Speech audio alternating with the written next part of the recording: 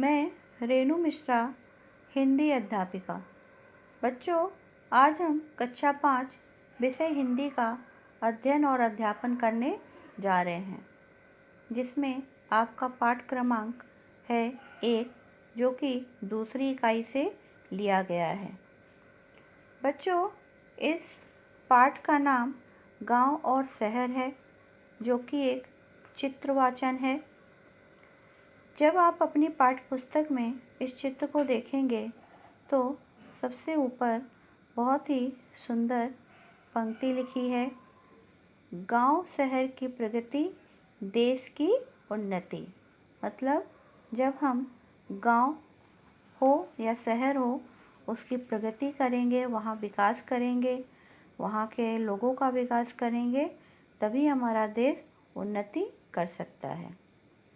फिर आप जब इस पाठ पर अपनी दृष्टि डालेंगे तो वहाँ पर एक विद्यालय का चित्र बना है, जिसका नाम समता विद्यालय है, जिसके ग्राउंड में खेल-कूद के मैदान में बच्चे खेल रहे हैं।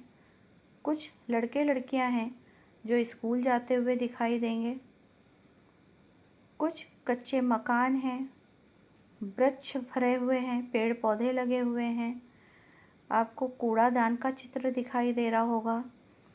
फिर यहाँ पर पनघट यानी कि कुआं बना है। कुछ स्त्रियाँ पानी भर के आ रही हैं। साइकिल चलाता हुआ एक आदमी दिखाई देगा। टायर चलाता हुआ एक बच्चा दिखाई देगा, जो कि टायर से खेल रहा है। फिर यहाँ पर आपको बिजली का टावर भी दिखाई देगा। खेतों के बीच में ट्रैक्टर चलाते हुए किसान दिखाई देगा। कुछ जानवर और पंछियों के भी चित्र हैं, जैसे आसमान में उड़ती हुई चिड़िया है, बकरी है, गाय है, मुर्गी है, कुत्ता आदि के चित्र बने हुए हैं। बैलगाड़ी का चित्र बना हुआ है। फिर जब आप और आगे नज़र डालेंगे तो घर के सामने 2 स्त्रियां अपने दैनिक कार्य में व्यस्त हैं। एक स्त्री बर्तन मल रही है, दूसरी स्त्री अनाज को साफ कर रही है।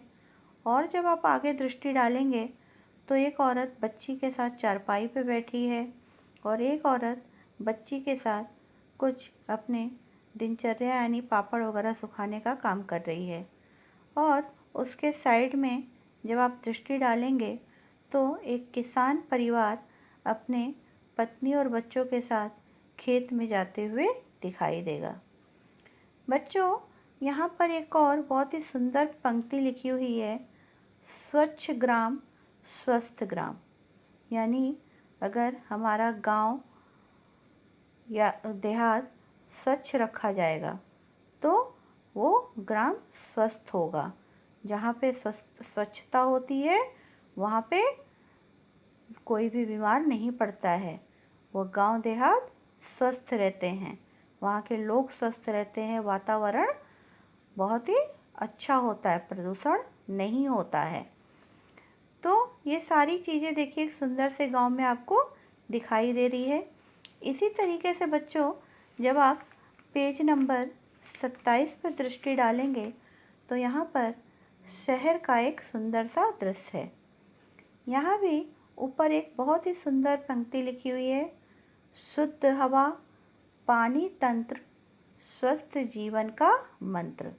अगर जहाँ पे हवा शुद्ध होगी, पानी का तंत्र मतलब पानी साफ होगा और पानी की व्यवस्था अच्छी होगी, तो वहाँ पर जो हमारा जीवन है वो स्वस्थ होगा। मतलब हमें बीमारियाँ ग्रसित नहीं करेंगी, हमारा जीवन और हम स्वस्थ होंगे। फिर यहाँ पे देखिए बच्चों, और 2 बहुत ही सुंदर स्लोगन हैं, स्वच्छ नगर सुंदर नगर।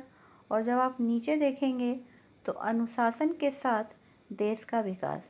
यानी कि चाहे वो गांव हो, देहात हो, शहर हो, स्कूल हो, परिवार हो, जब तक कि अनुशासन नहीं होगा कहीं भी, वो परिवार, वो जगह, वो देश विकास नहीं कर सकता।